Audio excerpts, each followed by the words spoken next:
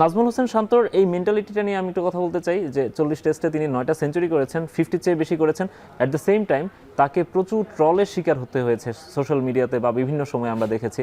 সেখান থেকে সব কিছুকে অ্যাভয়েড করে তিনি যেভাবে ম্যাচ দিনের পর দিন নিজেকে আসলে অন্য লেভেলে নিয়ে গেছেন বা এই পর্যায়ে আজকের এই পর্যায়ে নিয়ে এসেছেন, আমার মনে হয় সবাই তার এই মেন্টালিটিটা নিয়ে মনে হয় একটু বেশি আলাপ করার সুযোগ আছে। আপনি এটা ভালো জায়গায় ধরেছেন। মেন্টালিটিটা আসলে অনেকে এটাকে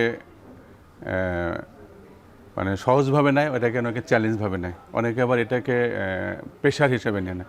তা আমি শান্তর কথাই বলি, শান্ত কিন্তু এই যে অনেক মানে বিগত আমরা দেখেছি তো যে অনেক সময় তার সাথে অনেক কিছু হয়েছে। আসলে শান্ত ওই জায়গাটাকে মনে করছে যে এইটা আমার সাথে এই জিনিসটা ঘটেছে বিধায় যে আমি পিছায় যাব না, কিন্তু সেটাকে চ্যালেঞ্জ হিসেবে নিয়েছে।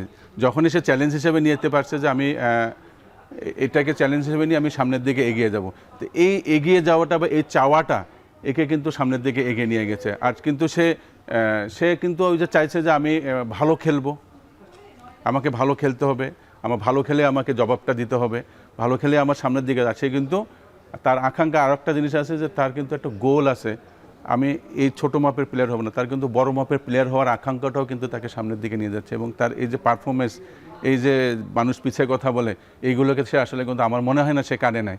এগুলোকে সে পিছিয়ে দিয়ে সে সামনের দিকে চিন্তা ভাবনা করে, সামনের দিকে আমি কিভাবে আরও ভালো খেলতে পারি, এই চাওয়াটা, এই চিন্তা ভাবনাটাই ওই মেন্টালি, এই মেন্টাল টাফনেসটাই তাকে আগায় দিয়েছে আর কি।